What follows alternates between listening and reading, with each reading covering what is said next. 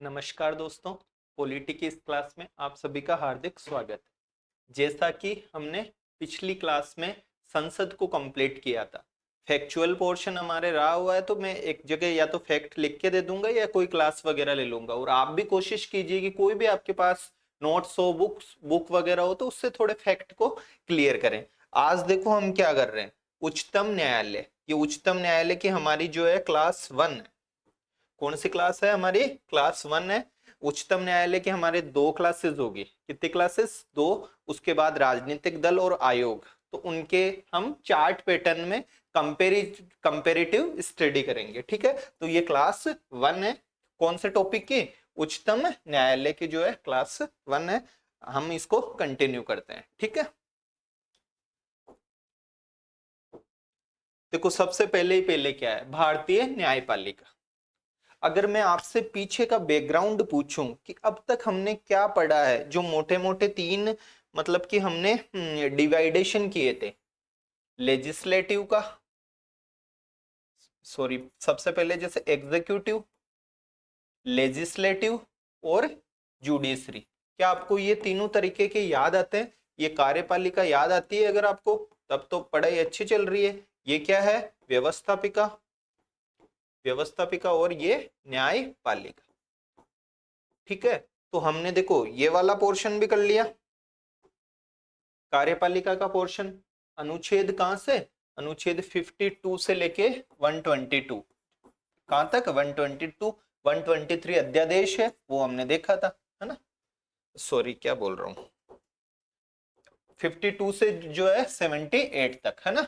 52 से 78 तक जो है क्या था? एग्जीक्यूटिव। अब जिसका भी यहाँ मैंने 122 लिखते ही माइंड में आ गया, तो उसके पढ़ाई समझ लेना अच्छी चल रही है, क्योंकि चीजों को झट से जो है हिट कर रहे हैं। 79 से लेके 122 तक क्या थी? व्यवस्थापिका थी। क्या थी? व्यवस्थापिका। थोड़ा सा ध्यान वो चैंपियंस ट्रॉफी का फाइनल चल रहा है ना, उसमें चला गया। तो ये हो गई व्यवस्थापिका। ठीक है, और ये क्या? जुडिशरी। जुडिशरी के अनुच्छेद कहां से कहां तक थे बताओ मेरे को? 124 से लेके अनुच्छेद 147 तक। हमने ये 2 पोर्शन कर लिए हैं अच्छे से, सारे अनुच्छेद वगैरह हमने पढ़े, है ना। अब देख रहे हैं हम किसको? जुडिशरी को। ये तीनों ही बताओ संविधान के कौन से भाग में आते हैं? बताओ, संविधान के भाग 4 में, 5 में, 6 में, किस में आते हैं? शुरू की क्लासेस देखी होगी तो हमने पढ़ा था कि ये संविधान के किस में आते हैं? भाग 6 में आते हैं। तो जो जुडिशरी है, जो न्यायपालिका, कौन सी न्यायपालिका? राज्यों वाली नहीं, केंद्र मतलब संघीय न्यायपालिका। कौन सी? संघीय। अभी इसमें बहुत डिस्कशन करेंगे इस शब्द पे। मैं तो बता रहा हूं कि जो सुप्रीम कोर्ट वगैरह है ना, वो पूरा इसमें आता है। सुप्रीम कोर्ट जितना भी है वो सारा इसमें है। संघीय वगैरह इस तरीके के शब्द हम काम में नहीं लेंगे। तो सुप्रीम कोर्ट 124 से लेके 147 तक। मुझे लगता नहीं है कि आपको ये चीजें समझाने की जरूरत पड़नी चाहिए, क्योंकि हमने शुरू की क्लासेस में बहुत ज्यादा अच्छे से इन तीनों को मैंने बहुत ज्यादा रिवाइज करवाया है, जगह जगह रिवाइज कराया कि एक मोटा मोटा जो है हमको क्या हो, आइडिया हो, है ना। तो हम इस पे फोकस करते हैं। ठीक है, और हम बातें करते हैं, पिछली क्लासेस की हम बातें करते जाते हैं और कुछ हम नया निकाल के लाते हैं। देखो क्या निकाल के लाते हैं ना, चीजों को समझो, चीजों को क्या करो, समझने की कोशिश करो। अब मैंने एक शब्द लिख दिया, मान लो संघात्मक। क्या शब्द लिखा मैंने? संघात्मक ढांचा। क्या आपको ये चीजें समझ में आती है? क्या संघात्मक, भारत में संघात्मक ढांचा है या नहीं है? ये बोलते आपके माइंड में झट से प्रश्न आता है कि सर क्या पूछ रहे हैं, भारत में संघात्मक ढांचा है या नहीं है? कि सर संघात्मक ढांचा है। कैसे पता चलता है? कि सर शक्तियों का वितरण है। किसका वितरण है? शक्तियों का वितरण है। किसके बीच में? केंद्र और राज्य के बीच में। केंद्र और राज्य के बीच में किसका वितरण है? शक्तियों का वितरण। किसका वितरण है? शक्तियों का वितरण। हमें कैसे पता चलता है सर? अनुच्छेद 246 में 3 अनुसूचियां लिखी हुई है। ठीक है, तो ये तो है संघात्मक ढांचा। भारत में कौन सी प्रणाली है? संघात्मक। झुकाव किसकी तरफ है? एकात्मक की तरफ। अब कोई बोलेगा सर ये क्यों पढ़ा रहे हो आप वापस, ये तो पढ़ाए हुए हैं। तो मैं इससे आपको न्यायपालिका पे लाना चाह रहा हूं। किस पे लाना लाना चाह रहा हूं? न्यायपालिका पे। तो जब शक्तियों का वितरण है, संघात्मक ढांचा है, कौन सा ढांचा है? संघात्मक ढांचा है। तो न्यायपालिका भी तो संघीय टाइप होनी चाहिए। न्यायपालिका कैसी है बताओ मेरे को, आप खुद बताओ कि हमारे देश में कैसी न्यायपालिका है। कुछ शब्द पढ़ा था शुरू शुरू में, एकीकृत न्यायपालिका है जो कि एकात्मकता की ओर जाती है। कैसी न्यायपालिका है? एकीकृत न्यायपालिका है हमारे देश में। और एकीकृत न्यायपालिका किसको साबित करती है बताओ मेरे को, एकात्मकता को या संघात्मकता को? एकात्मकता को। उठा करके देखना शुरू की क्लासेस, एकात्मकता में एकीकृत न्यायपालिका का पॉइंट लिखवाया या नहीं लिखवाया? आपातकाल लिखवाया या नहीं लिखवाया कि इसमें आपातकाल है? इसमें राज्यपाल का पद है, लिखवाया या नहीं लिखवाया? लिखवाया था। तो उसी पॉइंट में एक था कि भारत में एकीकृत न्यायपालिका। एकीकृत तो है जो है, साथ में कैसी है? स्वतंत्र न्यायपालिका है। कैसी न्यायपालिका है? स्वतंत्र, या दबाव में काम करती है? स्वतंत्र है। स्वतंत्र वाला किस में गया था? संघात्मक में गया था कि भाई केंद्र की एक तरीके से पावर डाउन हो रही है, तो स्वतंत्र न्यायपालिका तो इसमें गया। एकीकृत न्यायपालिका किसकी ओर गया? एकात्मकता की। तो मैं पहली लाइन यही आपको समझाना चाह रहा हूं कि भारत में हम न्यायपालिका पढ़ रहे हैं। क्या पढ़ रहे हैं? न्यायपालिका। भारत में संघात्मक शासन प्रणाली होने के बावजूद जो न्यायपालिका है वो कैसी है? एकीकृत है। इस लाइन को पकड़ करके बैठ जाना कि भारत में चीजें समझने की होती है, रटने की नहीं होती कि एकात्मकता के 5 पॉइंट रट लिए, संघात्मकता के 5 पॉइंट रट लिए। नॉट। क्या क्या बोल रहा था मैं कि भारत में संघात्मक ढांचा होते हुए भी, कौन सा ढांचा होते हुए? संघात्मक ढांचा। तो भाई रिकॉर्ड तो हो रही है ना। संघात्मक ढांचा होते हुए भी न्यायपालिका कैसी है? एकीकृत है। न्यायपालिका कैसी है? एकीकृत न्यायपालिका, जो कि एकात्मकता को साबित करती है। किसको साबित करती है? एकात्मकता को साबित करती है। इज इट क्लियर और नॉट?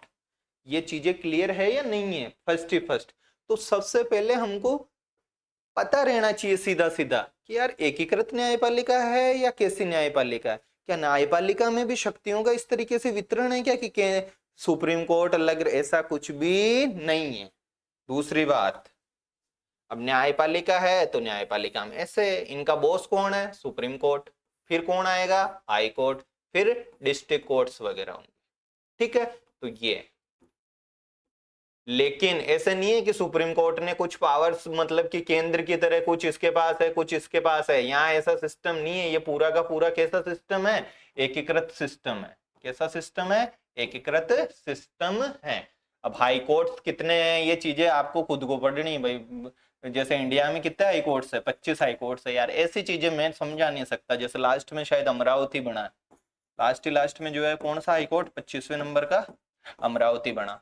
जब भारत आजाद हुआ था तब कितने हाई कोर्ट थे? ये चीजें आपको खुद को पढ़नी है। कहीं भी बुक में दिखे तो देख लेना आपको कोई ऐसा फैक्ट दिखे तो। मेरा कॉन्सेप्ट समझाने का काम है, वो समझा रहा हूँ। फैक्ट की क्लास कोशिश करूंगा एक साथ ही जो है सारों को करवा दूं ऐसे। मेरे को ना याद है फैक्ट, खुद बोलता हूँ क्लियरली। और आरएस का पेपर देखा, ये फैक्ट वैक्ट से कुछ नहीं होता है, क्वेश्चन सारे निकाल के आया हूँ। तो सर्वोच्च न्यायालय, ठीक है। तो सर्वोच्च न्यायालय की क्या उदाहरणा पढ़ी बताओ मेरे को। मैंने क्या बताया आपको कि भारत में ढांचा तो कौन सा है? संघात्मक।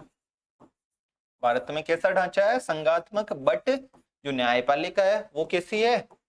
एकीकृत है। न्यायपालिका कैसी है? एकीकृत है। तो संघात्मक वर्सेस एकीकृत न्यायपालिका, ये दोनों एक तरीके से अगेंस्ट कॉन्सेप्ट हो गए। जिसके ये बात समझ में नहीं आ रही है वो पीछे कहीं क्लासों में मेरे साथ जुड़ा नहीं है ना। अब देखो हमारे देश में संघीय मतलब जो ये न्यायपालिका है, जो अभी का सुप्रीम कोर्ट है, नाम क्या बोलते हैं उसको? Supreme court. क्या बोलते हैं? सुप्रीम कोर्ट बोलते हैं। अब ये सुप्रीम कोर्ट जो है कहां से आया?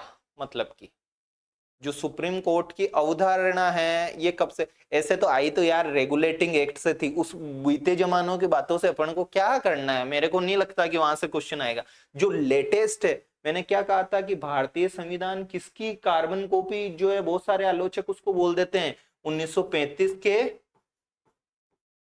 भारत शासन अधिनियम की। 1935 के कौन से भारत शासन अधिनियम की कार्बन कॉपी बोलते हैं। तो जो ये न्यायपालिका का जो कॉन्सेप्ट है, किसका कॉन्सेप्ट, न्यायपालिका का कॉन्सेप्ट, ये 1935 के भारत शासन अधिनियम से, किससे, भारत शासन अधिनियम 1935। लेकिन कौन सी न्यायपालिका, बस बात यही जो है हमारे दिमाग में खटकनी चाहिए, न्यायपालिका। समझोगे तो समझ में आएगा, कॉन्सेप्ट है पूरा न्यायपालिका। दो शब्द है, federal court, federal court versus supreme court, versus क्या, सुप्रीम कोर्ट। कितने शब्द बताए मैंने, दो। फेडरल, फेडरल का मतलब वो संघीय, एक तो फेडरल कोर्ट शब्द बता रहा हूं, और एक कौन सा बता रहा हूं मैं, सुप्रीम कोर्ट। ठीक है। अब देखो मैंने क्या बात बोल रहा हूं कि भारत शासन अधिनियम 1935 में इसकी जड़ें हैं सुप्रीम कोर्ट की जड़ें। किसकी जड़ें हैं, सुप्रीम कोर्ट की। देखो अब तक हमने दो ही बातें पढ़ी है कि भारत में संघात्मक ढांचा है, लेकिन न्यायपालिका कैसी है, एकीकृत है। भारत का जो ये न्यायपालिका का सुप्रीम कोर्ट वाला ये सिस्टम है 1935 में, इसका भारत शासन अधिनियम में दिखता है। इन चीजों को समझाने के लिए 10-1 मिनट हो गए होंगे, है ना।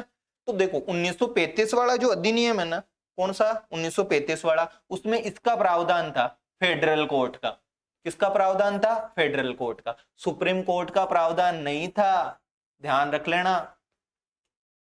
उठा करके ऐसा पटकेगा कि पता ही नहीं चलेगा रे क्या हो गया ये। फेडरल कोर्ट कहां से, 1935 के भारत शासन अधिनियम से आया। There is lot of difference between these two terms. कौन से टू टर्म्स, फेडरल कोर्ट और सुप्रीम कोर्ट। सुप्रीम कोर्ट का अर्थ होता है सर्वोच्च न्यायालय। सुप्रीम कोर्ट का अर्थ क्या होता है, सर्वोच्च न्यायालय। और फेडरल कोर्ट का अर्थ क्या होता है, फेडरल कोर्ट का अर्थ होता है संघीय न्यायालय। फेडरल कोर्ट का अर्थ क्या होता है, संघीय न्यायालय। आपके तो देव, आपके क्या मेरे दिमाग में जो है ऐसा चल रहा है ये कि यार ये क्या बला चल रही है, संघीय न्यायालय और कौन सा न्यायालय, सर्वोच्च न्यायालय। इधर तो संघीय न्यायालय है और उधर कौन सा न्यायालय है, सर्वोच्च न्यायालय। आपसे मैं पूछूं कि वर्तमान में कौन सा अस्तित्व में है, फेडरल कोर्ट अस्तित्व में है, सर्वोच्च न्यायालय, तो आप झट से एक बोल दोगे वर्तमान में तो जो है सर सुप्रीम कोर्ट है, फेडरल कोर्ट का तो हम नाम ही नहीं सुनते हैं। किसका नाम नहीं सुनते हैं, फेडरल कोर्ट का हम नाम ही नहीं सुनते हैं, हम सुनते हैं सुप्रीम कोर्ट का।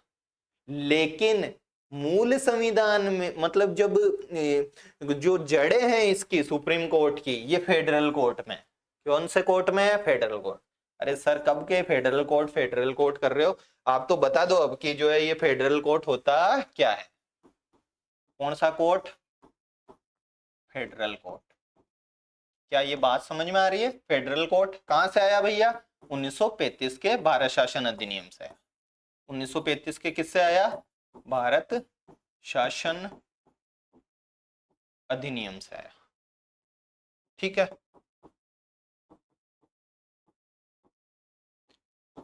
अब देखो 1935 के जो है भारत शासन अधिनियम से आ गया, ये बात रट्टा मारने की है एक तरीके से। रट्टा मारने मतलब थोड़ा कॉन्सेप्ट समझ में आ रहा है कि यार फेडरल कोर्ट आया। फेडरल कोर्ट को हिंदी में क्या बोलते हैं बताओ मेरे को, संघीय न्यायालय। कौन सा न्यायालय, संघीय न्यायालय। अब इसने काम करना शुरू किया 1937 में। कब काम करना शुरू किया, 1937 में कार्य करना प्रारंभ किया। करेगा ही भाई, 1-2 साल बाद में बन गया तो 137 मतलब 1937 में इसने काम। किसका शासन है 1937 में भारत में, किसका शासन है, ब्रिटिशर्स का है। किसका है, ब्रिटिशर्स का। क्या कार्य होगा, तो जो कोई राज्यों के बीच में, राज्य या जो स्टेट्स थे उस टाइम भी थे, तो उनके बीच में राज्यों के मध्य, राज्य या स्टेट्स जो भी के मध्य,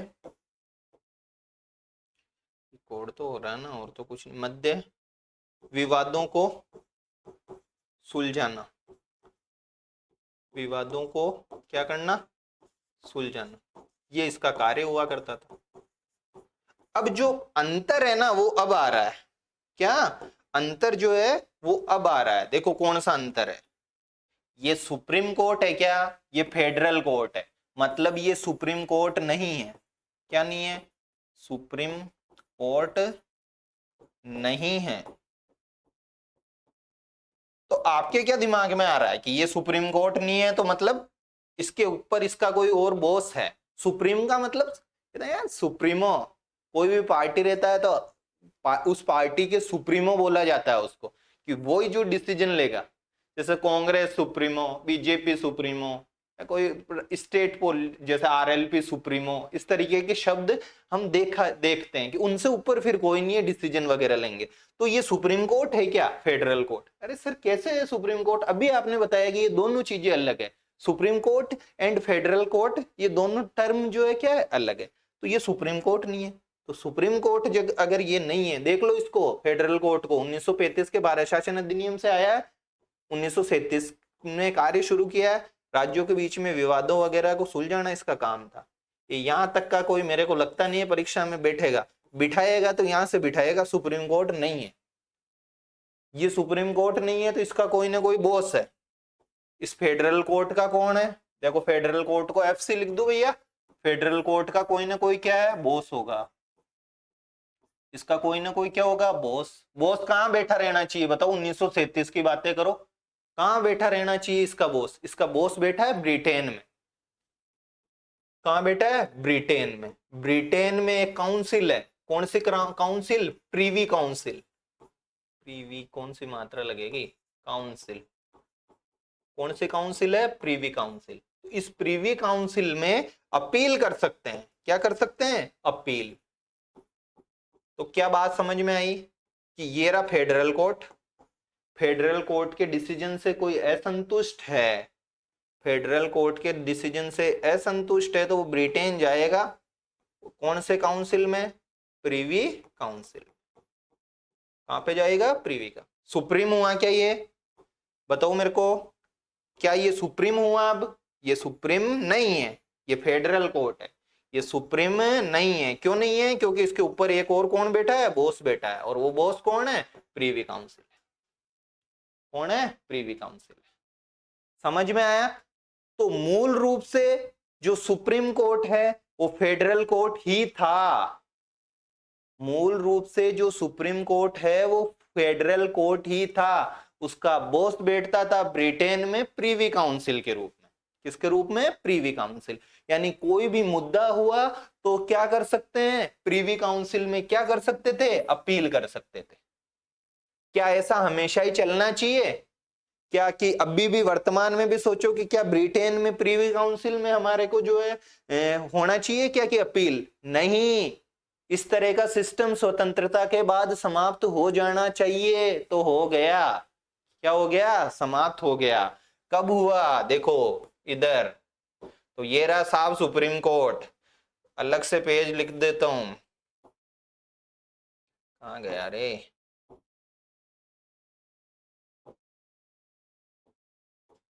तो सुप्रीम कोर्ट कब अस्तित्व में आया, सुप्रीम कोर्ट मूल रूप से क्या था, फेडरल कोर्ट ही था। क्या था, फेडरल कोर्ट ही था। ये फेडरल कोर्ट किस में बदल गया, सुप्रीम कोर्ट में। फेडरल कोर्ट किस में बदल गया, सुप्रीम कोर्ट में बदल गया। कब बदला, 28 जनवरी 1950 में। कब बदला, 28 जनवरी 1950 में। तो कोई आपसे पूछ लेवे कि सुप्रीम कोर्ट ने कार्य करना कब शुरू किया, सुप्रीम कोर्ट ने 28 जनवरी 1950 से शुरू किया। क्या सुप्रीम कोर्ट फेडरल कोर्ट ही था, हाँ फेडरल कोर्ट ही था, लेकिन चेंज हो गया, रूपांतरित हो गया। क्या हो गया, रूपांतरित हो गया। किसमें रूपांतरित हो गया, किसमें रूपांतरित हो गया सुप्रीम कोर्ट, सुप्रीम कोर्ट में। पहले था क्या, फेडरल कोर्ट था, पहले क्या था, federal court. This is background, ये एक बैकग्राउंड है, ये पृष्ठभूमि है किसकी, सुप्रीम कोर्ट की। किसकी पृष्ठभूमि है, सुप्रीम कोर्ट की, कि इसकी जड़ें भारत शासन अधिनियम 1935 में दिखती है। ये फेडरल कोर्ट के रूप में था, फेडरल कोर्ट बॉस नहीं था, उसका बॉस कौन हुआ करता था, प्रीवी काउंसिल, वहां अपील होती थी। स्वतंत्रता के बाद चीजें बदली, 28 जनवरी 1950 से फेडरल कोर्ट सुप्रीम कोर्ट के रूप में। और सुप्रीम हो गया मतलब अपने देश। अब कोई अपील होगी क्या सुप्रीम कोर्ट से? सर्वोच्च अपील कहीं हो सकती है क्या? नहीं हो सकती। इंटरनेशनल कोर्ट वोट की मत क्या देना, वो अलग देशों वाले मुद्दे की, ये देश का मुद्दा है। अपने देश की कोई मैटर हो तो सर्वोच्च न्यायालय में ही अंतिम अपील की जा सकती है। तो ये चीजें हैं, ठीक है। ये हमारा एक क्या था, बैकग्राउंड था। मेरे को लगता है यहां तक आपको समझ में आ गया, ठीक है। ये हो गया बैकग्राउंड। अब देखो सर्वोच्च न्यायालय। अब भाई सर्वोच्च न्यायालय हमने बना दिया 28 जनवरी 1950 से। कब से? 28 जनवरी 1950 से। सर्वोच्च न्यायालय आते ही हमारे दिमाग में क्या प्रश्न आता है कि सर भाग 6 आता है। अभी बताया आपने, अनुच्छेद 124 से लेके 147 तक की बातें हमें याद आने लगेगी। 124 से लेके कब कहां तक की? 147 तक की बातें हमें याद आने लगेगी।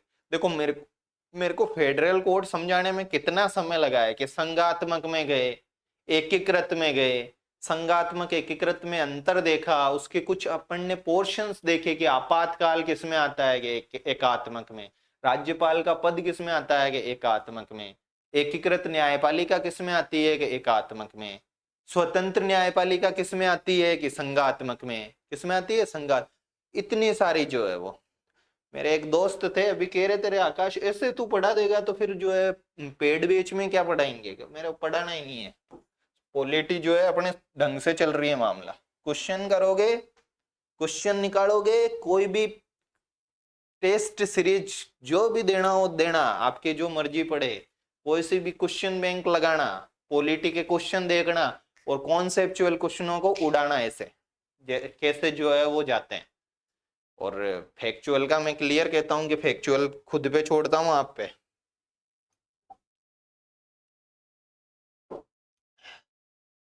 सर्वोच्च न्यायालय सबसे पहले अनुच्छेद कहां से शुरू करेंगे? 124 से। कहां से शुरू करेंगे? 124 से। 124 एक पहले कौन है? 124 एक।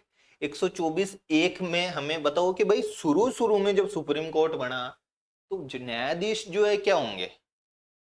अब भी है जितने ही होंगे कि अरे सर अभी कितने, हमको क्या पता कि और ज्यादा होंगे या कैसे क्या होंगे। तो देखो जो मूल कॉन्स्टिट्यूशन में मतलब उल्लेखित था उस टाइम 1+7 का रेशियो था। 1 कौन हो गया? सीजेआई। एक तो हो गया चीफ जस्टिस ऑफ इंडिया, एक तो कौन है? सीजेआई। और 7 कौन है? अन्य न्यायाधीश। मूल संविधान में यही था कि भाई क्या, एक तो सीजीआई रहेंगे चीफ जस्टिस ऑफ इंडिया, मुख्य न्यायाधीश, उनके अतिरिक्त 7 रहेंगे समय समय पर। अब बताओ क्या ये न्याय मतलब इतने न्यायाधीशों की टोटल कितने न्यायाधीश हो गए? सीजीआई को जोड़कर न्यायाधीश हो गए 8। क्या ये न्यायाधीश इनफ है या समय के साथ इन्हें बढ़ाया जाना चाहिए? समय के साथ इन्हें क्या किया जाना चाहिए? बढ़ाया जाना चाहिए। कौन बढ़ाएगा भैया, बताओ मेरे को। आपके सामने मैंने प्रश्न रखा कि मूल संविधान में 1+7 था, एक सीजीआई थे और अन्य न्यायाधीश थे 7। कौन बढ़ाएगा न्यायाधीशों की संख्या को? राष्ट्रपति, सीजीआई खुद, या कोई और? ऐसे मामलों में कौन करता है सारे कार्य? संसद। भाई जनता की पावर किसमें है? संसद में है निहित। किसमें है? संसद में।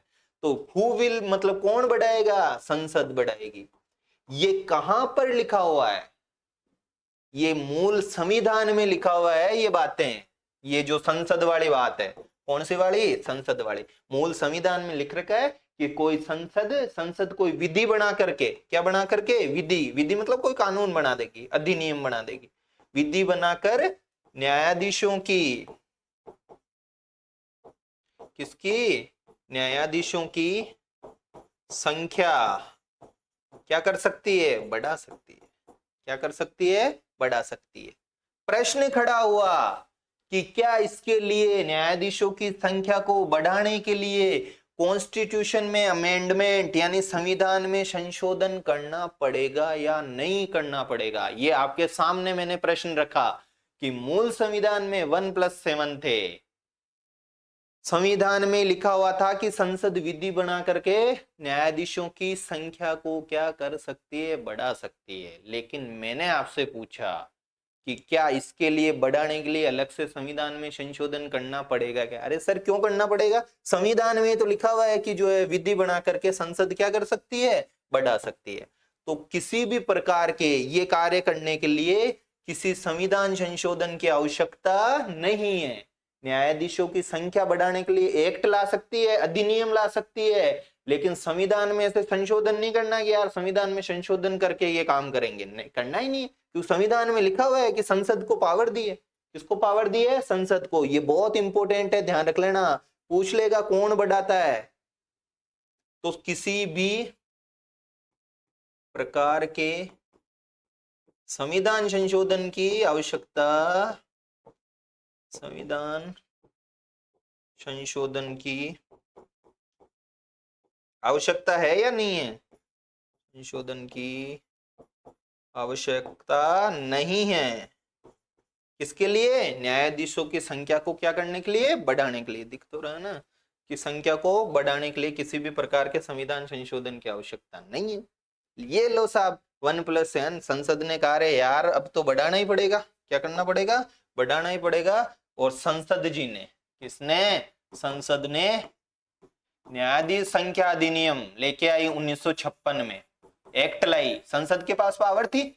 किसके पास पावर थी? संसद के पास। और संसद ने एक्ट लेके आई। संविधान ने दी ये पावर। किसने दी? संविधान ने। क्या एक्ट लेके आई? न्यायाधीश संख्या अधिनियम। कब का है? 1956 का। 8 थे, 8 से बढ़ा करके कितने कर दिए? 10 कर दिए प्रथम बार 1956 में। ऐसे बढ़ते गए। अब किसी को रटने का बहुत शौक है ना, तो उसको रटना कि 77 में इतने हो गए, इसमें इतने हो गए, इसमें इतने हो गए। मेरे से तो इतना रटा नहीं जाता। अंतिम बार 2019 में। अंतिम बार कब? 2019 में बढ़ाए यही एक्ट। कौन बढ़ाएगी बताओ मेरे को? न्यायाधीशों की संख्या संसद बढ़ाएगी। कौन बढ़ाएगी? संसद। 1+33 है अभी वर्तमान में। कितना है? 1+33। मेरे को एक चीज बताओ, 1+33 से क्या समझ में आया? कि एक सीजेआई और 33 क्या है? अन्य न्यायाधीश। 33 क्या है? अन्य न्यायाधीश वर्तमान। तो सीजेआई को जोड़कर, ऐसे देखो प्रश्नों में घुमा देता है वो। सीजेआई को जोड़कर वर्तमान में संख्या कितनी है? 34। सीजेआई को जोड़कर, सीजेआई को छोड़कर कितनी है? 33। अंतिम बार कब तय हुआ? 2019 में। किसने तय किया? संसद ने। संसद को ये पावर किसने दी? कॉन्स्टिट्यूशन ने। क्या उसके लिए कोई कॉन्स्टिट्यूशनल अमेंडमेंट करने की जरूरत पड़ी क्या? नहीं करनी पड़ी, क्योंकि संसद ने को विधि बनाने की पावर दी थी। संसद ने 56 में विधि बना दी। कब बना दी? 56 में। ये वर्तमान स्थिति है भैया। 34 है, 1+33। 1 क्या है? सीजेआई है। कौन है सीजेआई अभी? हाँ बताओ, करंट पढ़ते हो ना। 51वें जो है चीफ जस्टिस संजीव खन्ना। कौन है? संजीव खन्ना। और अन्य न्यायाधीश। मतलब अब देखो ये अन्य न्यायाधीशों में आपको खुद को देखना महिलाएं कितनी है। इस तरीके के दिमाग लगाया करो, देखा करो उसमें कि महिलाएं कौन कौन सी है। आरएस में पूछा अभी 2018 के पता नहीं किसमें, महिलाएं कौन कौन सी है पूछ लिया। 2-4 ही रहती है, तो इसलिए पूछ लेते हैं। कोई भी आयोग पढ़ो, चाहे चुनाव आयोग पढ़ो या कोई सा आयोग पढ़ो, वुमेन यार एक बहुत बड़ा मतलब धड़ा है वुमेन।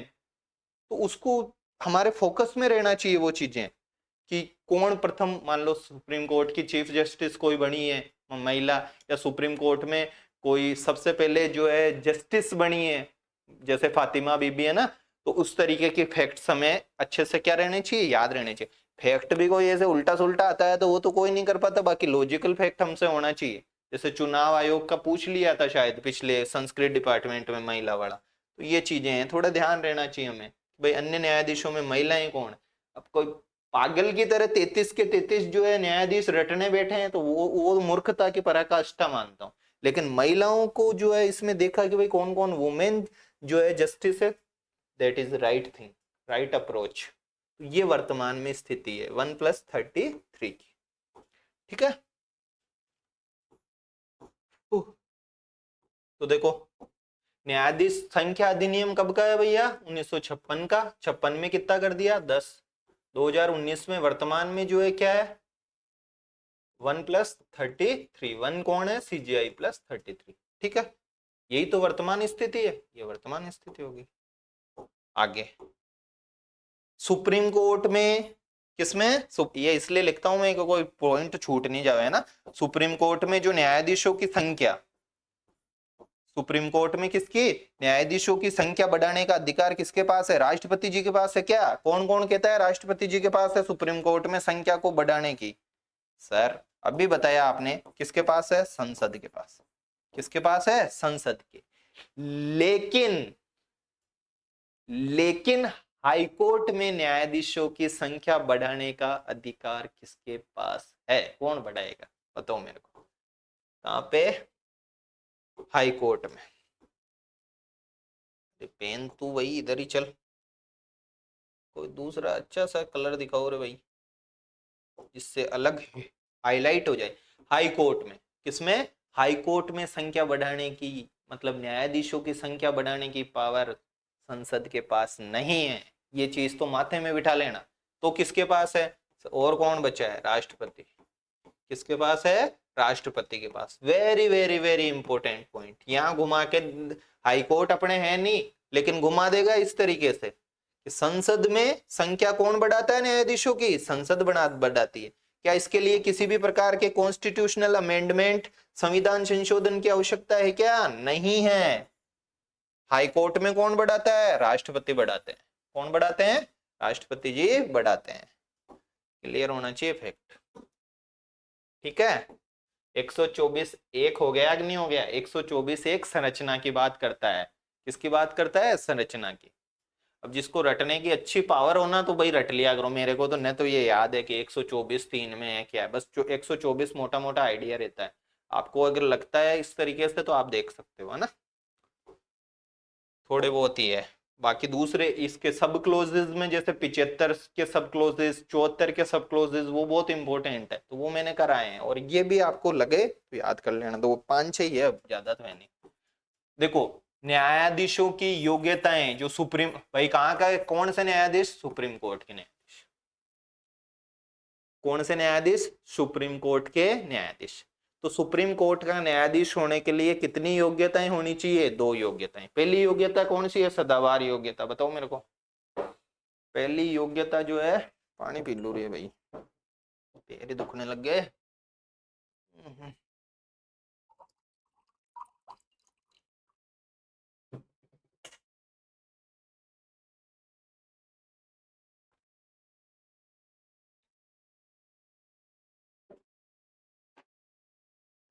हाँ तो फर्स्ट ही फर्स्ट क्या होती है बताओ मेरे को, कहाँ का नागरिक होना चाहिए, भारत का, सदावार। सुप्रीम कोर्ट के न्यायाधीश बना रहे हो सर, भारत का नागरिक नहीं है तो क्या मतलब है फिर। तो भारत का क्या होना चाहिए, नागरिक होने चाहिए। भारत के क्या होने चाहिए, नागरिक होने चाहिए। अब इसी बात को मैं पीपीटी पे लिख के लाऊं तो क्या आप सोच पाओगे, नहीं सोच पाओगे। नहीं सोच पाओगे तो वहां क्वेश्चन में तो सोचना पड़ता है ना। पॉलिटी क्वेश्चन में मेन रीजन ही यही है, सोचना पड़ता है। चीजें पता नहीं चलती है फिर कि यार न्यायाधीशों की संख्या को कौन बढ़ा रहा है, बताओ कौन बढ़ा रहा है। सर बताओ तो सही, कौन से न्यायाधीश, सुप्रीम कोर्ट के न्यायाधीश या हाई कोर्ट के न्यायाधीश। ये ऐसे ही नहीं बोला मैंने, आप सोच रहे होंगे ऐसे ही बोल दिया। मैंने जानबूझ के बोला न्यायाधीशों की संख्या कौन, तो दिमाग में खोपड़े में खटकना चाहिए कि कौन से न्यायाधीश, सुप्रीम कोर्ट के न्यायाधीश या हाई कोर्ट के न्यायाधीश।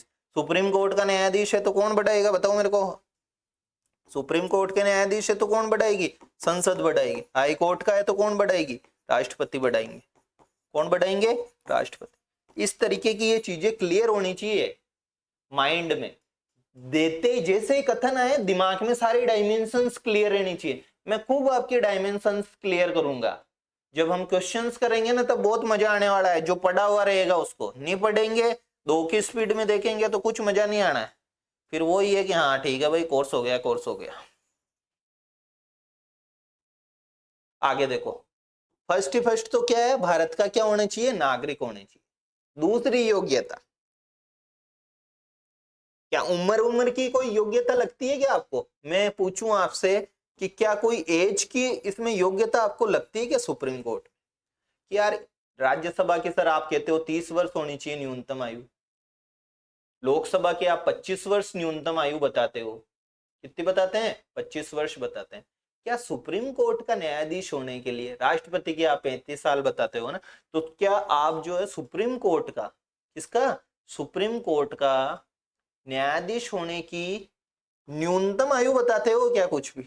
क्या यहाँ पे मैं योग्यता में ये बात लिख दूं क्या कि राष्ट्रपति सुप्रीम कोर्ट का न्यायाधीश बनने के लिए न्यूनतम आयु इतनी होनी चाहिए? क्या मैं ये बात लिख दूं यहाँ पे कि न्यूनतम आयु इतनी होनी चाहिए? बिल्कुल नहीं लिख सकते अपन, ध्यान रख लेना, इस बात को बिठा लेना, वो देगा यहाँ पे कुछ फंसाने के लिए।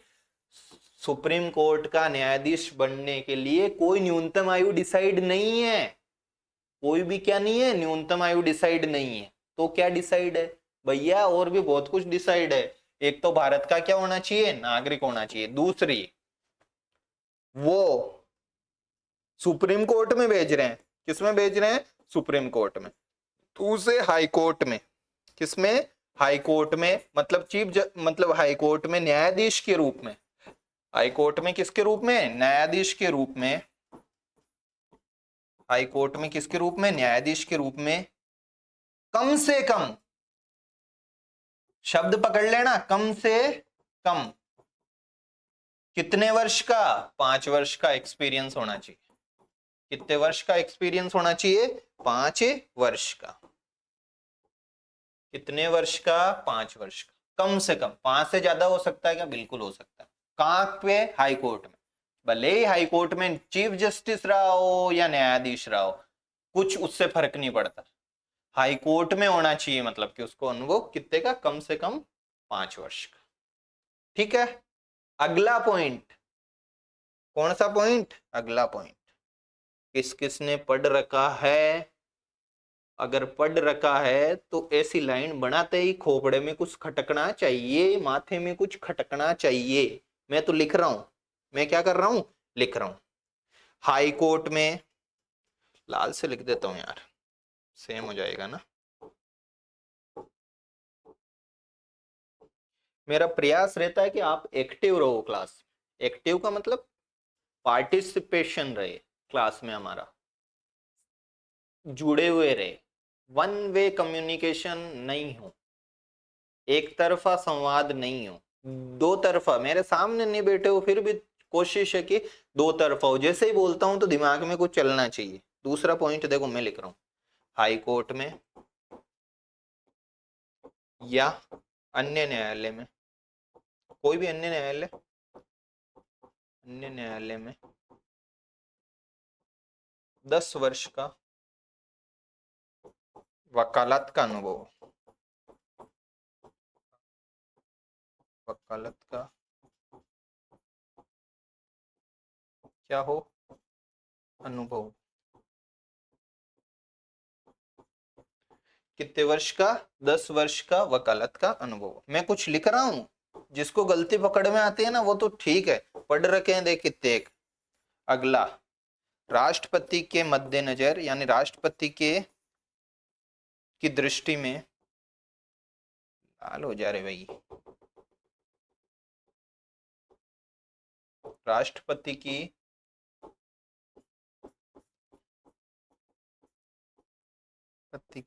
दृष्टि में, किसकी दृष्टि में, राष्ट्रपति की दृष्टि में वह विधि वेत्ता हो, विधि का प्रख्यात वेत्ता हो, वेत्ता मतलब जानने वाला, जिसको कानून का ज्ञान हो, विधि वेत्ता, प्रख्यात विधि वेत्ता। क्या हो, प्रख्यात विधि वेत्ता। मैंने आपके साथ कुछ ना कुछ इसमें क्या किया है, गेम किया है। कितनी योग्यताएं बताई थी, 2। किसकी योग्यताएं हैं, सुप्रीम कोर्ट में न्यायाधीश बनने की। पहली योग्यता कौन सी है, वो भारत का क्या होना चाहिए, नागरिक होना चाहिए। क्या न्यूनतम आयु डिसाइड है क्या? नहीं है न्यूनतम आयु डिसाइड। ठीक है। दूसरी योग्यता, वो हाईकोर्ट में न्यायाधीश के रूप में उसको कितने साल का अनुभव हो? 5 वर्ष का। हाईकोर्ट या कोई अन्य न्यायालय है तो उसमें देखो भाई, जस्टिस के रूप में मतलब ये न्यायाधीश के रूप में तो कितने साल रहा हो? न्यायाधीश के रूप में 5 साल रहा हो। न्यायाधीश के रूप में कितने साल रहा हो? 5 साल।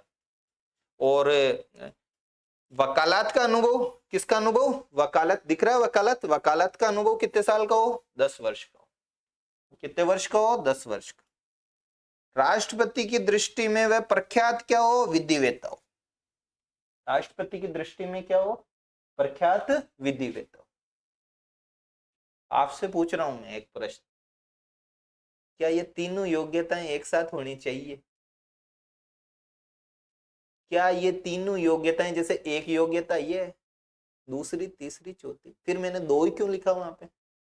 मैंने यहाँ पे 2 क्यों लिखा? मैं ऐसे भी तो लिख सकता था 1 2, ये यहाँ पे 3 और यहाँ पे 4, ये चारों होनी चाहिए। मैंने तो किस में लिखा? 2 में लिखा ये कि हाईकोर्ट में न्यायाधीश के रूप में 5 साल का अनुभव, हाईकोर्ट में या अन्य न्यायालय में वकालत का कितने साल? वकालत का अनुभव ज्यादा होना चाहिए, 10 साल का अनुभव होना चाहिए। राष्ट्रपति की दृष्टि में वे प्रख्यात विधिवेत्ता होगा। मैंने यहाँ 2 ही क्यों लिखा? 3 4 क्यों नहीं लिखा? आप बताओ, सोचो कि क्या इसके पीछे सीक्रेट है? इसके पीछे सीक्रेट यह है कि भारत का नागरिक तो होना ही चाहिए। इन तीनों में से कोई सी भी एक योग्यता उसमें होनी चाहिए। इन तीनों में से क्या होनी चाहिए? एक योग्यता। तो बीच में क्या लगेगा? या। बीच में क्या लगेगा? या तो वो हाईकोर्ट में न्यायाधीश के रूप में कितने साल काम करा हुआ रहना चाहिए? 5 साल। या पकड़ लेना, या हाईकोर्ट में या अन्य न्यायालय में 10 वर्ष का क्या हो उसको अनुभव हो। किसका अनुभव? वकालत का।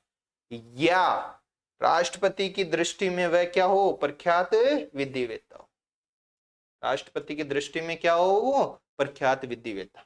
इन तीनों में से, ये तीनों में से कोई सी भी एक, अगर प्रख्यात विधिवेत्ता है और भारत का नागरिक है, राष्ट्रपति की दृष्टि में प्रख्यात विधिवेत्ता है और भारत का नागरिक है, मुख्य न्यायाधीश बनाया जा सकता है सुप्रीम कोर्ट। 5 साल का अनुभव है कम से कम हाईकोर्ट में, न्यायाधीश बनाया जा सकता है। 10 साल वकालत करिए हाईकोर्ट वगैरह में या अन्य कोर्ट में, सारी मिला करके जोड़ करके 10 साल बना सकते हैं। अगर ये शब्द नहीं पकड़े ना, या वाले, ये दे देगा वो उसमें योग्यताएं बनाने के लिए सही कूट का चयन करो। ये भी देगा, ये भी देगा, ये भी देगा, चारों देगा। पकड़ना देखे कैसे पकड़ते हो। या है ये। पढ़ लोगे, मान लो आपने पढ़ लिए और इस तरीके से कॉन्सेप्ट क्लियर नहीं हुए, रट्टा मार रहे हैं बस भारत का नागरिक होना चाहिए, मुख्य न्यायाधीश के ये होना चाहिए, ये होना चाहिए, या का पता ही नहीं चल रहा है। व्यर्थ है, totally futile, waste of time, अगर कॉन्सेप्ट क्लियर नहीं चल रहा है अपना। तो ये चीजें ध्यान में हमारे रहनी चाहिए। एक किस में लिखा हुआ है? 124(3) बात पढ़ाना मेरे लिए कोई इतना इंपॉर्टेंट नहीं है जितना इंपॉर्टेंस जो है यहाँ पे दिया जाता है। और एक बार पढ़ोगे ढंग से, माथे को खोल करके पढ़ोगे, आगे कभी पढ़ने की इसको जरूरत पड़ेगी नहीं, और पढ़ेगी तो किताब से खुद पढ़ लोगे, जरूरत ही नहीं पड़ेगी टीचर की। अगला 124(2), 2 को बाद में इसलिए लिया क्योंकि 2 में बहुत कुछ हो गया। 124(2) में 124(1) संरचना की बात करता है। किसकी बात करता है? संरचना की। 124(3) सुप्रीम कोर्ट के न्यायाधीशों की योग्यताओं की बात करता है। अब देखो 124 कौन सा? 2 क्या है? नियुक्ति। 2 क्या है? नियुक्ति। किसकी नियुक्ति? सुप्रीम कोर्ट के जजेस वगैरह की। किसकी नियुक्ति? सुप्रीम कोर्ट के जजेस वगैरह की नियुक्ति। नियुक्ति कौन करता है? राष्ट्रपति करता है। नियुक्ति कौन करता है? राष्ट्रपति करता है। पहली बात समझ में आ गई? किसके साइन सिग्नेचर से होगी नियुक्ति? राष्ट्रपति के से। लेकिन अब लोचा यहां से शुरू होता है, लफड़ा। क्या? शुरू से, मूल संविधान से, मूल संविधान के बाद से इसमें अलग अलग जो है डिसीजंस दिए गए। अब ये राष्ट्रपति जी जो है, कौन है? राष्ट्रपति जी। इन राष्ट्रपति जी को मिलता है परामर्श। क्या मिलता है? परामर्श। हम पढ़ के आए हुए हैं कि राष्ट्रपति मंत्री परिषद की सलाह एवं सहायता से जो है कार्य 74(1) में हमने, तो यहाँ पे भी पूरा का पूरा खेल जो है परामर्श में अटक गया आकर के, नियुक्ति में। किस पे? परामर्श पे। किस पे आ गया, आके अटक गया कि नियुक्ति तो कर देंगे भाई साहब राष्ट्रपति जी, लेकिन राष्ट्रपति जी तो हमको पता ही है संवैधानिक प्रमुख है, नाम मात्र की कार्यपालिका के, वास्तविक कार्यपालिका के नहीं, नाम मात्र की कार्यपालिका के क्या है? संवैधानिक प्रमुख है। तो परामर्श कौन देवे उनको? इस परामर्श के मुद्दे पे सुप्रीम कोर्ट में मामला गया है और 4 जजेज केसेज हो गया है। इसको कितने केसेज हो गए? सबसे पहले एसपी गुप्ता करके कोई गए थे, है ना, तो first जजेज case, second जजेज case, third जजेज case, और 14 में जो है फोर्थ जजेज केस। घबराना नहीं है। किससे घबरा गए? इंदिरा गांधी ने। किसने? इंदिरा गांधी ने सीजेआई बनाए थे 2 बार। कितनी बार? 2 बार। सीजेआई किसको बोलते हैं? Chief justice of India. Chief justice of India. इसकी नियुक्ति जनरली जो है, देखो पहले डिसाइड नहीं था। पहले क्या नहीं था? डिसाइड नहीं था। डिसाइड नहीं था तो होनी कैसे चाहिए आपको बताओ?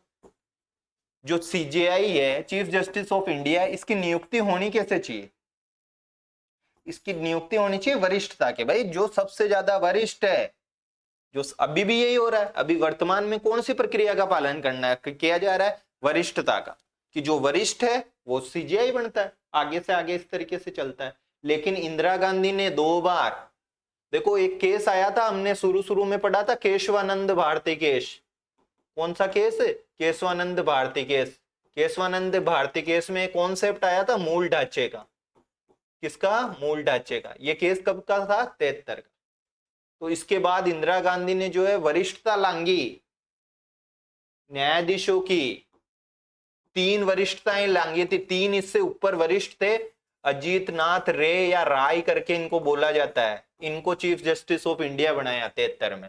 और अब हिदायतुल्ला बेग वेग ऐसे करके, मोहम्मद हिदायतुल्ला बेग को दूसरी बार कब? 1977 में क्या बनाया? चीफ जस्टिस ऑफ इंडिया बनाया, वरिष्ठता लांग करके। बनने नहीं चाहिए थे, इससे इनसे ऊपर 3 जने बैठे थे। अजीत नाथ रे से ऊपर कितने थे? 3। अब 3 कौन थे वो आप खुद देख लेना कहीं पे भी, कोई किताब में मिल जाएगा 3 कौन से थे, है ना। तो अजीत नाथ रे, और वो जो थे ना, वो केशवानंद भारती केस में अगेंस्ट डिसीजन दिया था। वो एक बहुत बड़ी बेंच बैठी थी उसमें 13 जजेज की, तो 6 वर्सेस 7 से आया था ऐसे कुछ डिसीजन, है ना। हाँ, तो उसमें जिन्होंने भी एक तरीके से मूल ढांचे के सिद्धांत के मतलब फेवर में दिया ना, वो इसमें थे। और इन तीनों की वरिष्ठता लांग करके और किसको बना दिया? अजीतनाथ रे को। थोड़ा सा पता रख लो रे भाई, 2 बार जो है मैं जजेज के समझा रहा हूं, मैं हिस्टोरियन नहीं पढ़ा रहा हूं, कि 1973 में और 77 में कौन, किसने? इंदिरा गांधी ने वरिष्ठता का उल्लंघन किया। इंदिरा गांधी सरकार ने, यानी कैबिनेट ने, कैबिनेट तो उस टाइम था ही नहीं, मंत्रिपरिषद ने उल्लंघन किया। कैबिनेट शब्द तो पता है ना, 352 में आया है ना, 352 में उल्लेखित। तो उल्लंघन किया 73 में किया और 77 में किया। क्या इससे न्यायपालिका की हम पढ़ के आए हुए हैं स्वतंत्र न्यायपालिका? क्या पढ़ के आए हैं? स्वतंत्र न्यायपालिका। उसका उल्लंघन हो रहा है कि नहीं हो रहा है? हो रहा है। Who is custodian of our constitution? अपने कॉन्स्टिट्यूशन का कस्टोडियन कौन है? Supreme court. कौन है? Supreme court. मुद्दा कहां जाना चाहिए? ये सुप्रीम कोर्ट में जाना चाहिए, और सुप्रीम कोर्ट में गया ये मुद्दा 1981 में। कब गया? 1981 में। कि यार ये क्या मामला चल रहा है 1981-82 में, कि वरिष्ठता का उल्लंघन किया जा रहा है। सुप्रीम कोर्ट की जो है न्यायपालिका की स्वतंत्रता एक तरीके से खतरे में। तो फर्स्ट जजेज केस 19, थोड़ा सा आइडिया रखना है, फर्स्ट जजेज केस 1981-82 का है। ठीक है। हुआ क्या था इसमें? जो डिसीजन आया था वो मैं बता रहा हूं, इसमें जो निर्णय आया था। कितना टाइम हो गया? 50 मिनट। जो निर्णय आया था, क्या आया था? जो फर्स्ट जजेज केस में जो निर्णय आया था, उस निर्णय में क्या था पता है आपको? कि जो परामर्श का मुद्दा है, किसका मुद्दा? परामर्श का।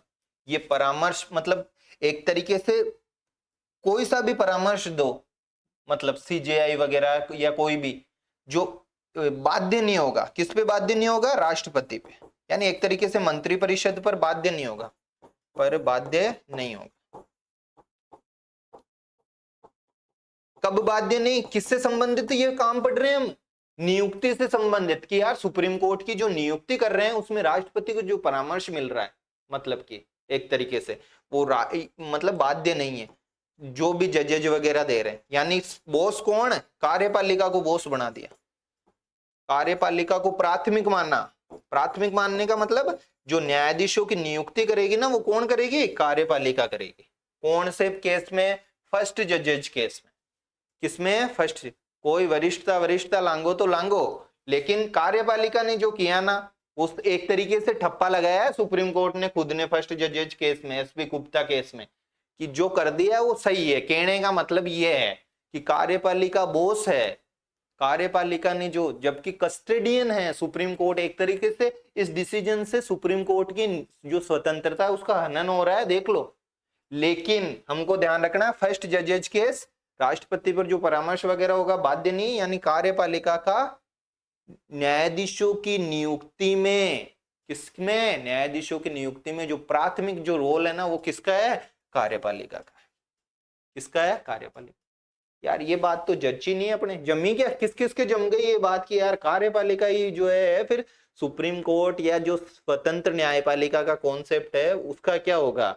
फिर मुद्दा गया, फिर मुद्दा कहां गया, सुप्रीम कोर्ट में। कहां पे गया, सुप्रीम कोर्ट में, जिसको बोलते हैं एडवोकेट ऑन रिकॉर्ड्स या सेकंड जजेज केस। क्या बोलते हैं, सेकंड जजेज केस।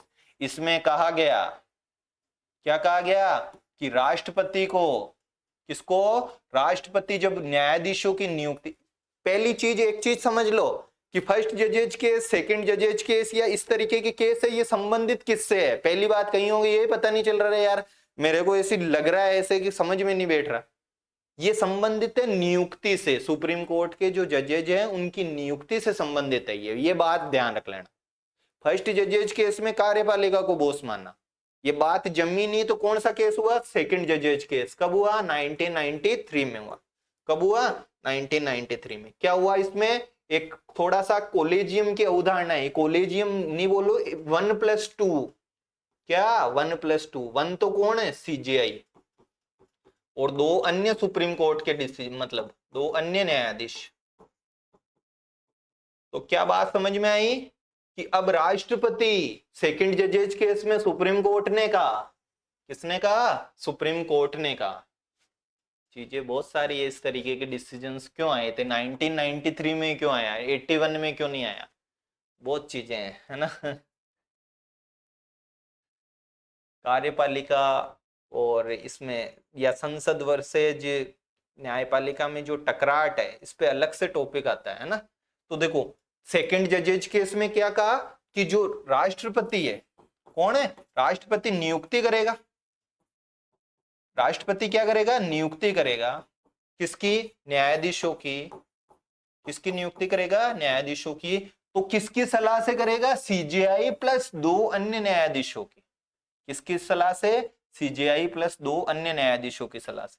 और जो ये सलाह होगी, वहां तो बाध्यकारी थी नहीं, प्रथम जजेज केस में थी क्या, नहीं थी। ये सलाह कैसी होगी, ध्यान रख लेना, बाध्यकारी होगी। ये सलाह कैसी होगी, बाध्यकारी होगी।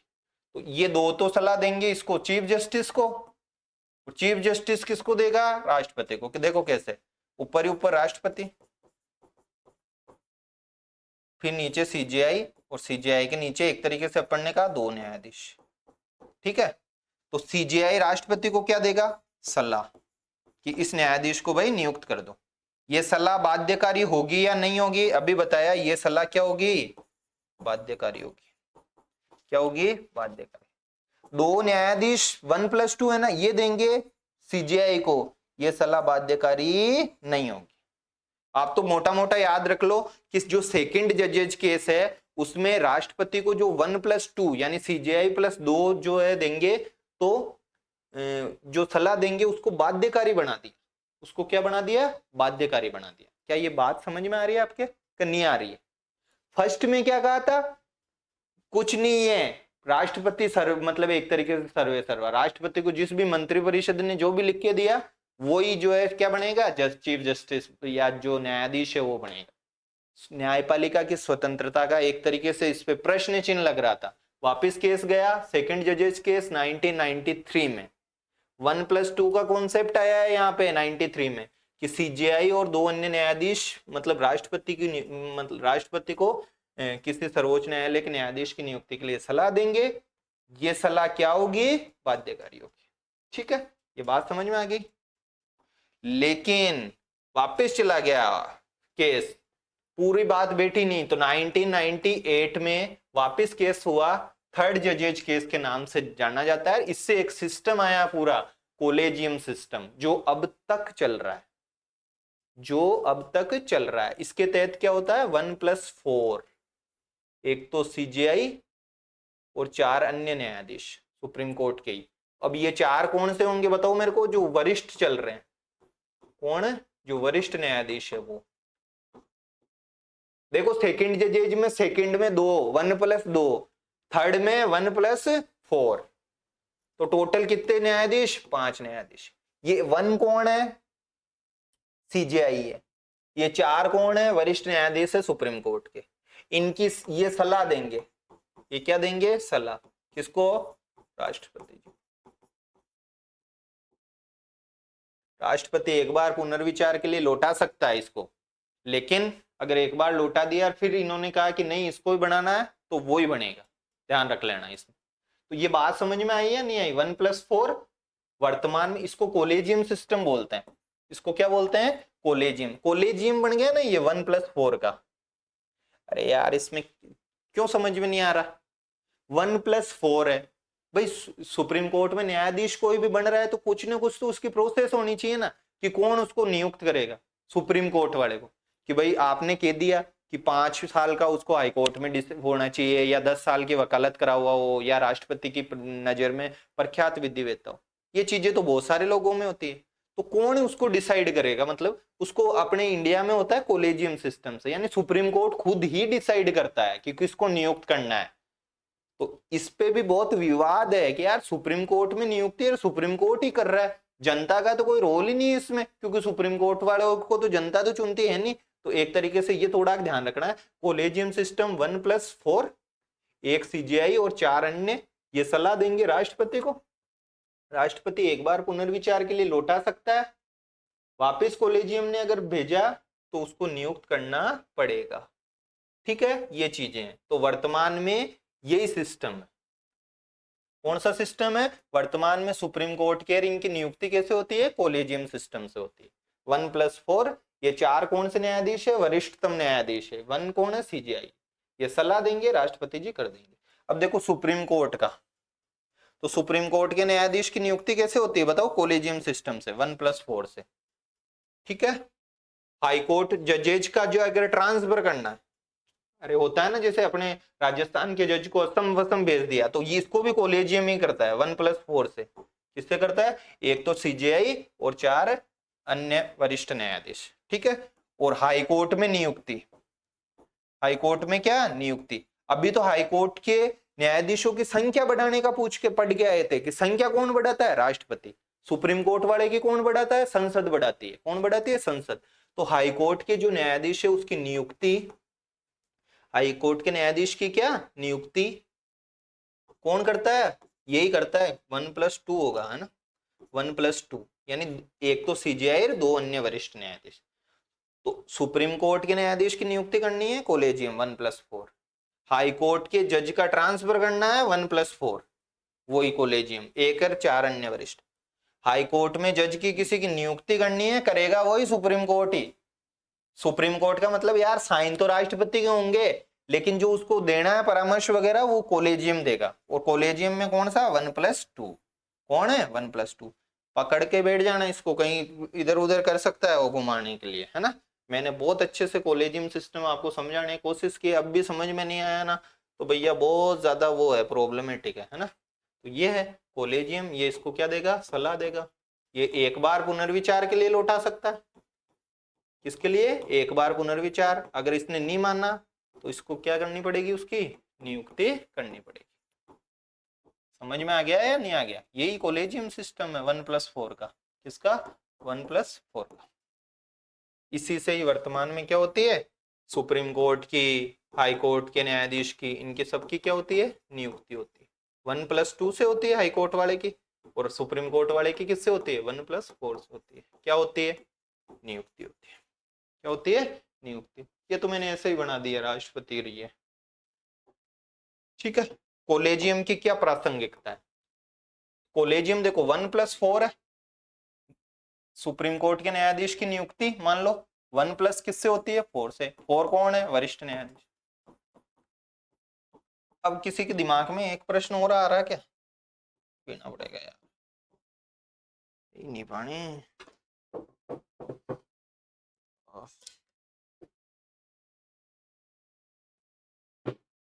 खत्म हो गया यार,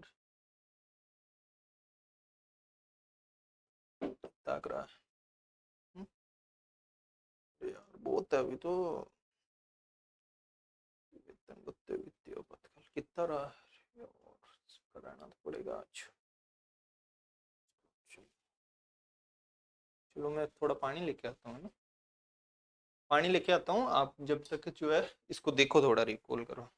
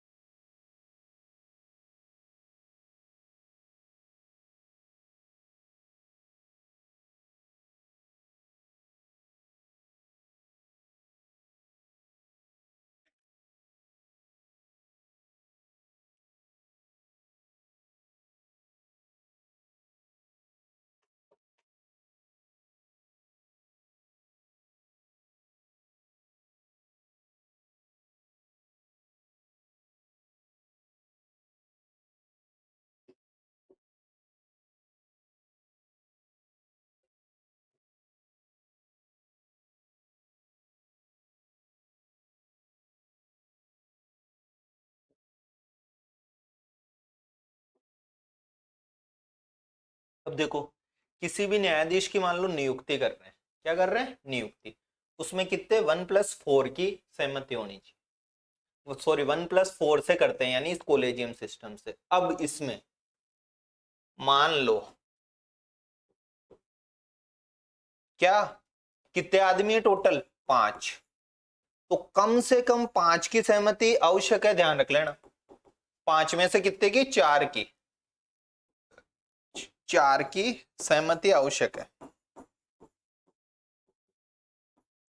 और ऐसे कोई विशेषाधिकार नहीं है कि भाई सीजेआई को, सीजेआई की सहमति आवश्यक है।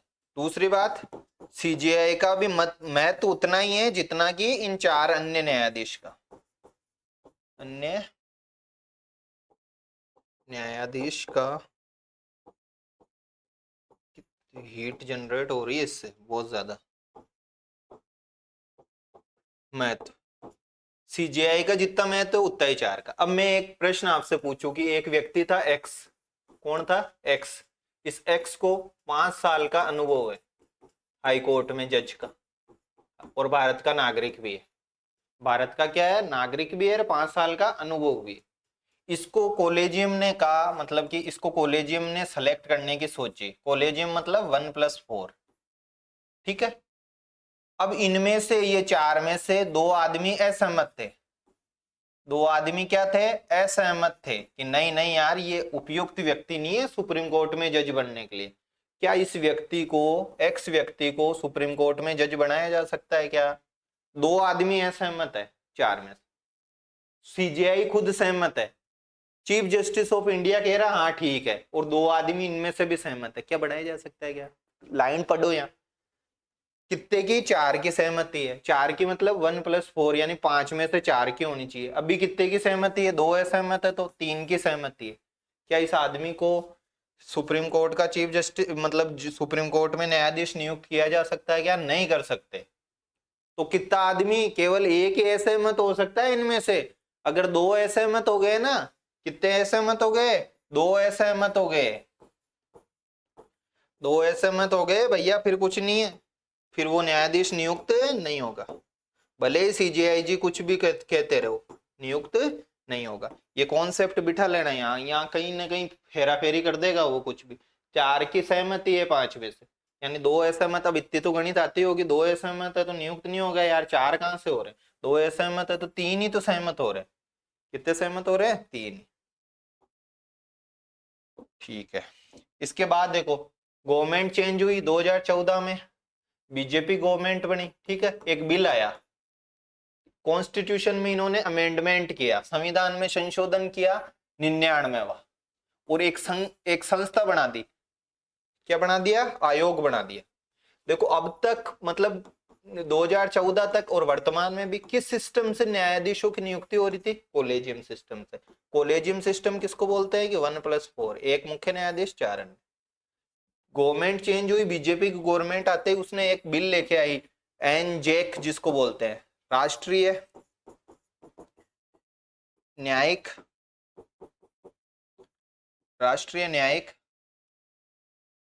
नियुक्ति आयोग। कौन सा बिल ले आई? राष्ट्रीय न्यायिक नियुक्ति। अमेंडमेंट कर दिया कॉन्स्टिट्यूशन में, 99वां कॉन्स्टिट्यूशनल अमेंडमेंट एक्ट। राष्ट्रीय यानी देश के न्यायिक यानी जो न्यायाधीश है उनकी नियुक्ति से संबंधित एक कमीशन बनाया, नियुक्ति से संबंधित, जो कि इसको प्रतिस्थापित करने वाला था। कौन से सिस्टम को? कोलेजियम सिस्टम को। कैसे प्रतिस्थापित किया यार सर? पहले कोलेजियम सिस्टम था, सरकार बिल लेके आई है 99वां संविधान संशोधन की, अब हम इसके तहत करेंगे। किसके तहत करेंगे? इसके तहत करेंगे। अब इसमें क्या था? इसमें टोटल ये इस आयोग में सदस्य थे 3। कितने? 3। 3 में से सॉरी 3 क्या है? 6 लिख 6 रहा हूं, बोल 3 रहा हूं। 6 में से 3 तो न्यायालय के थे, न्यायाधीश। 3 तो क्या थे? न्यायाधीश। देखो ये अब रेलिवेंट नहीं रहा है, इसलिए मैं इसको इतना ज्यादा जो गौर भी नहीं कर रहा हूं, क्योंकि इसको असंवैधानिक घोषित कर दिया सुप्रीम कोर्ट ने 2015। सरकार बोली, मतलब चल रहा है यार, कोलेजियम सिस्टम चल रहा है 1+4 से, और न्यायाधीश जो है नियुक्त करते हैं, ये 4 वरिष्ठ है और ये एक सीजेआई है। सरकार ने कहा कि संविधान संशोधन कर रहे हैं और राष्ट्रीय न्यायिक नियुक्ति आयोग बना रहे हैं, जिसमें अब ये करेगा कि नियुक्ति न्यायाधीशों की कौन करेगा? राष्ट्रीय न्यायिक। एनजे किसको बोलते हैं? इसको क्या बोलते हैं? National judicial appointment commission. इस तरीके से एनजेक शॉर्ट में बोलता है, एनजेक, जीएसी भी बोलते हैं कुछ लोग, एनजेक भी बोलते हैं ना। तो 3 न्यायाधीश तो ये होंगे, ठीक है। और विधि मंत्री कोई 3, मतलब एक तरीके से सरकार वगैरह के एक कमेटी के थ्रू, विपक्ष का नेता और पीएम और इस तरीके से, तो 3 इस तरीके के रहेंगे, मतलब न्यायालय के अतिरिक्त वाले रहेंगे। विधि वेता हुआ, विधि मंत्री हुआ, इस टाइप से 3 ये रहेंगे, ठीक है। और इसमें से मतलब बहुमत के आधार पे इस तरीके से जो है इसमें क्या लिया जाएगा? डिसीजन वगैरह लिया जाएगा। ये ऐसा ये लेके आई है, राष्ट्रीय न्यायिक नियुक्ति आयोग लेके आई। अब ये रेलेवेंट नहीं है क्योंकि ये लागू ही नहीं हुआ यार। इसको सुप्रीम कोर्ट ने क्या कर दिया? कोर्ट में गया मामला। ये देख लेना, इसकी अगर किसी को मजा आता है ना पढ़ने में तो देख लेना भाई, 3 न्यायाधीश थे, 3 और को कैसे कैसे एक कमेटी बन के और किस तरीके से उनको लाया जाता था। टोटल कितने सदस्य आयोग था? 6 सदस्य। मैंने थोड़ी सी इसको हिंट दे दिया। अब ये रेलिवेंट नहीं रहा तो मेरे लिए तो रेलिवेंट है, ये है नहीं, परीक्षा में आ जाए तो आप देख लेना इसको, ठीक है। तो फिर सुप्रीम कोर्ट में मामला गया। किसमें गया? सुप्रीम कोर्ट में। क्या मामला गया कि यार न्यायालय क्या है? न्यायपालिका की स्वतंत्रता है। न्यायपालिका की क्या है? स्वतंत्रता है। हम तो शुरू से ही पढ़ के आए, ये संघात्मक ढांचे की बात है। न्यायपालिका क्या है? हमारी स्वतंत्र है। और ये ला रहे हैं एनजेक। ये क्या ले रहे हैं? ला रहे हैं एनजेक। एनजेक में एक तरीके से जो 3 सदस्य है वो न्यायपालिका के नहीं है, वो इंटरफियर कर सकते हैं। इसलिए मामला कहां गया, 2014 में तो वो लाए थे एनजेक, 2015 में सुप्रीम कोर्ट में चला गया मामला कि इस एनजेक को, राष्ट्रीय न्यायिक नियुक्ति आयोग को, जिसमें 6 सदस्य है, 6 में से 3 ही है न्यायालय के, बाकी 3 तो जो है अदर है। सुप्रीम कोर्ट ने कहा यार मैं ही कस्टोडियन हूं। कौन हूं? मैं ही कस्टोडियन। देखते हैं कि वास्तव में ये खरा है कि नहीं है, संवैधानिक के प्रावधानों के आधार पे है कि नहीं है। सुप्रीम कोर्ट ने इसको कर दिया असंवैधानिक घोषित। असंवैधानिक मतलब ये एनजेक संविधान के हिसाब से नहीं है। एनजेक का मतलब कौन सा संविधान संशोधन है? 99वां संविधान संशोधन को निरस्त कर दिया। निरस्त करने का मतलब कह दिया कि भले ही तुमने संविधान में संशोधन कर दिया हो, लेकिन संविधान का संरक्षक मैं हूं, है ना। तो ये असंवैधानिक है। ये क्या है? असंवैधानिक है। क्यों? क्योंकि ये मूल ढांचे के सिद्धांत का हनन करता है, जो केशवानंद भारती केस में ये न्यायपालिका की स्वतंत्रता का हनन करता है। और न्यायपालिका की स्वतंत्रता मूल ढांचा है, इसको चेंज नहीं कर सकते। जैसे पंथ निरपेक्षता है, मैंने शुरू के क्लासेस में बताया था, तो मूल ढांचा है। बातें थोड़ी सी है। 99वां संविधान संशोधन आया, उसमें एनजेक लाई थी सरकार कि न्यायाधीशों को अब कॉलेजियम के स्थान पे इस तरीके से नियुक्त करेंगे। 2015 में केस गया, सुप्रीम कोर्ट ने बोला ये 99वां संविधान संशोधन खुद ही क्या है? असंवैधानिक है। एनजेक की स्ट्रक्चर आप थोड़ा सी देख लेना, देखना चाहो तो, ठीक है।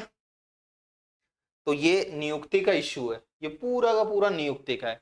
बिल्कुल छोटा सा बात थी, first जजेज case, second जजेज case, third जजेज case, और ये जो अभी वाला था ना, इसको फोर्थ जजेज केस बोलते हैं, इसको 2015 वाले को। लिखना चाहो तो देख लेना। फर्स्ट में क्या बोला कि कार्यपालिका यानी राष्ट्रपति बाध्य नहीं है, वो चाहे जिसको, यानी कार्यपालिका को प्राथमिक। सेकंड में क्या बोला कि जो नियुक्ति होगी ना सुप्रीम कोर्ट के सीजेआई की नियुक्ति, वो वरिष्ठता के आधार पे होगी। सेकंड में कहा क्योंकि हनन की उल्लंघन किया था इंदिरा गांधी ने 2 बार सरकार ने, 73 में और 77 में, तो सेकंड जजेज केस में। दूसरी बात 1+2 से डिसाइड होगा और राष्ट्रपति पे बाध्यकारी होगा। सेकंड जजेज केस में 1+2 याद करवाया और बाध्यकारी होगा। थर्ड में क्या कहा? थर्ड में तो कॉलेजियम सिस्टम पूरी तरीके से आ गया। वर्तमान में कौन सा सिस्टम चल रहा है? कॉलेजियम 1+4। 1 तो कौन है बताओ मेरे को? 1 है सीजीआई 4 है। क्या सीजीआई को वरीयता मिलती है क्या? नहीं, महत्व बराबर है। 4 में से कितने टोटल? 1+4 यानी कितने सदस्य है? 5 सदस्य। 5 सदस्य में से कितने की सहमति आवश्यक होती है? 4 सदस्यों की। कितनों की? 4 की। समझ लेना। अब देखो, अब न्यायपालिका जो न्यायाधीश होते हैं उनको शपथ कौन दिलाएगा बताओ मेरे को? कौन दिलाने चाहिए? राष्ट्रपति जी दिलाएंगे। कौन दिलाएंगे? शपथ राष्ट्रपति जी दिलाएंगे। अब शपथ का कोई प्रारूप वगैरह होगा? शपथ का क्या होगा? प्रारूप। शपथ का प्रारूप कौन सी अनुसूची में है? ज्यादातर के सबके हमको पता ही है, तीसरी अनुसूची में। क्या राष्ट्रपति जी का भी जो है तीसरी अनुसूची में है क्या? नहीं है। क्या उपराष्ट्रपति जी का भी है क्या? नहीं है। क्या राज्यपाल जी का है क्या? नहीं है। तो किसमें? कमेंट सेक्शन में लिखना है ना। तो तीसरी अनुसूची में इनकी शपथ का क्या है? प्रारूप है। किसकी शपथ का? न्यायाधीशों की शपथ का प्रारूप। प्रेसिडेंट का, वाइस प्रेसिडेंट का और राज्यपाल को, गवर्नर का, इन तीनों के लिए अलग से अनुच्छेद बने हुए हैं संविधान में। बाकी सबकी शपथों के प्रारूप कहाँ है? जनरली तीसरी अनुसूची में। कल मैं एक चीज उस दिन कुछ बता रहा था, प्रोटेम स्पीकर को। प्रोटेम स्पीकर को शपथ राष्ट्रपति दिलाता है बुला करके, तो वो जो शपथ लेता है ना वो सांसद के रूप में लेता है। ध्यान रख लेना इस बात को, जो है मैं कहीं उस दिन स्किप हो गया मेरे। प्रोटेम स्पीकर शपथ किसके रूप में लेता है? प्रोटेम स्पीकर के खुद के रूप में नहीं लेता है, वो किसके रूप में शपथ लेता है? एक एज सांसद। ऐसे ही लोकसभा स्पीकर जो है ना वो भी एज सांसद ही लेता है। लोकसभा स्पीकर के खुद के पद की कोई शपथ नहीं होती, वो भी जो है सांसद के रूप में ही क्या लेता है? शपथ लेता है। और ये भी किसके रूप में लेता है? सांसद के रूप में ही लेता है। ये देख लेना भैया। तो शपथ वपथ का हो गया। वेतन भत्ते, भाई न्यायाधीशों के वेतन भत्ते कौन डिसाइड करेगा? उनकी संख्या कौन डिसाइड करती है? संसद। वेतन भत्ते भी कौन डिसाइड करेगी? संसद करेगी। संसद करेगी। इनके वेतन भत्ते मैंने कहा था, एक निधि बताई थी, संचित निधि। कौन सी निधि? संचित निधि। तो इनके वेतन भत्ते किस पे भारित होते हैं? संचित निधि पर। कौन सी निधि पर? 3 गुल्लक बताए थे, लोक लेखा, संचित और आकस्मिकता। तो संचित निधि पर क्या होते हैं, भारित होते हैं। ये सबसे बड़ी बात है न्यायपालिका की स्वतंत्रता की। बहुत सारे पॉइंट होते हैं जिसमें देखो ये भी एक पॉइंट है कि इनकी जो संचित निधि पर भारित होता है, वैसे वैसे अनुदान संबंधी इनकी वगैरह बढ़ती है ना सैलरी वगैरह, तो उस पर बहस वहस वगैरह नहीं हो सकती। ये सारी की सारी चीजें हैं। हाई कोर्ट का कौन करेगा, न्यायाधीशों के वेतन भत्ते की निर्धारण, इसका भी संसद ही करेगी, ध्यान रख लेना। कौन करेगी, संसद ही करेगी। ठीक है, ये चीजें। वेतन भत्ते कौन सी अनुसूची में, दूसरी अनुसूची में। अरे वेतन भत्ते कौन सी में, दूसरी अनुसूची में। शपथ किस में, तीसरी अनुसूची में। याद करना है यार, इतनी देर इतने टाइम से बता रहा हूँ। शपथ वगैरह तीसरी में होती है, वेतन भत्ते दूसरी में होते हैं। हाई कोर्ट के जो न्यायाधीश है उनकी भी जो है कौन करेंगे वेतन भत्ते, संसद करेगी। इसका भी कौन, इस तरीके के काम संसद ही करती है, राष्ट्रपति को मत करवा देना। राष्ट्रपति तो संख्या निर्धारित करता है हाई कोर्ट वालों की। किसकी, हाई कोर्ट वाले। ये थोड़े कॉन्सेप्ट चीजें हैं, हमको याद रहनी चाहिए। वित्तीय आपातकाल लगता है हमने पढ़ाई है, अलग से पढ़ रखा 360, उसमें उस टाइम भी मैंने बताया था जहां तक मेरे को याद आ रहा है, पीपीटी वाली क्लास में। कौन से क्लास में, पीपीटी वाली में, कि हाई कोर्ट के और सुप्रीम कोर्ट के, आपके सामने मैं प्रश्न रख रहा हूँ कि हाई कोर्ट के और सुप्रीम कोर्ट के जो जजेज है उनके वेतन में कटौती की जा सकती है या नहीं की जा सकती। जो जज के, राष्ट्रपति के, इनके में तो नहीं होती वेतन में, वेतन में कटौती। ओ माय गॉड, लाइट चली गई है ना, तो यहाँ तक अपनी क्लास है। ठीक है, नेक्स्ट क्लास में इसको हम क्या करेंगे, कंटिन्यू करेंगे। ठीक है, thank you, have a nice day.